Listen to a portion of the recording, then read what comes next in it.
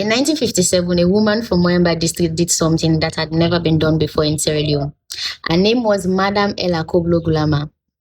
Madam Ella Koblo Gulama was an educator, a politician, and one of Sierra Leone's most influential women.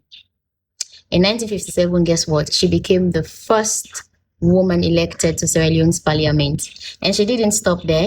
In 1962, she became a cabinet minister, becoming one of the first women to hold such political level in Sierra Leone. Think about that for a moment.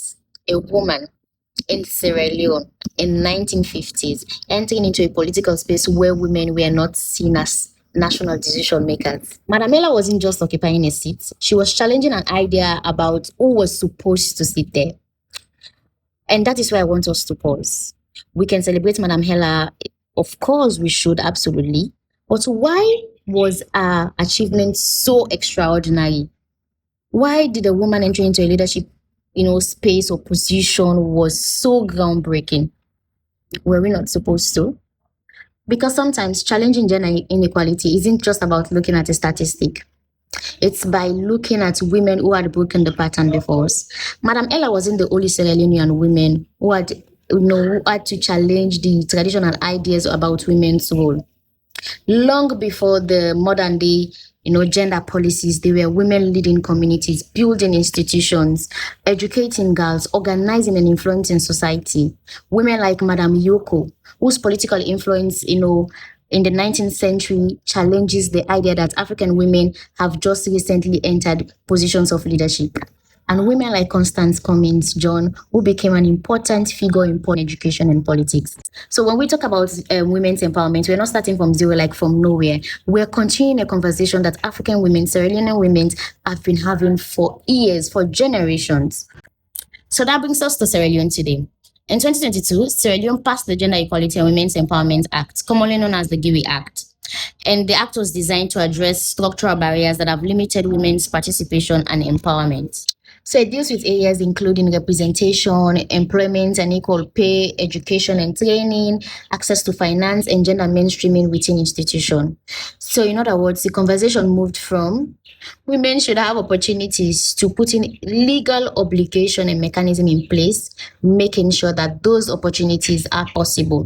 But here is the big question. So if women like Madam Ella and Madam Yoko were already breaking barriers decades ago, so why do institutions still need laws to create space for women? That is the complicated part of gender equality. Changing a law is one thing. Changing the system is another. But changing the attitudes inside that system will take even longer. The GEWE Act is significant because it recognizes that women's inequality isn't just an individual problem. Sometimes it is institutional, sometimes it is political, sometimes it is economical, and most times it is rooted in societal expectations of what women should or should not do. A law can help create framework for addressing those barriers, but legislation alone doesn't create equality. That is the sad reality. So we have to ask, are women actually aware of these rights? Are institutions implementing them? Are women in rural communities equally benefiting? Are there effective accountability mechanisms in place? And are we addressing the cultural attitudes that continue to limit women's participation? A right written in law is important, but a right that a woman can understand, access, and exercise, that is where the transformation lies. So when we talk about gender equality, let's not look at the GEWE Act and act as if it appeared from nowhere.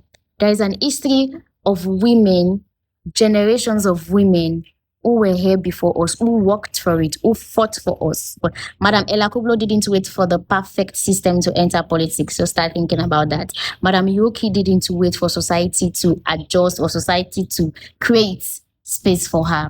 Madam Kasley Hayford didn't wait for society to decide whether girls deserve opportunities. She did it by herself. Start thinking about that. Women were already creating change. The law is just a part of the continuing journey. Maybe the question isn't simply, do we have a law for gender equality? And we should start asking, who this law benefits? Who is still left behind? How can we implement it? Who is still left behind and how can we implement it? Because before there were policies, there were women. And their stories really matter. Hey all, I am Adam Afindabowe and this is Gender Unpacked.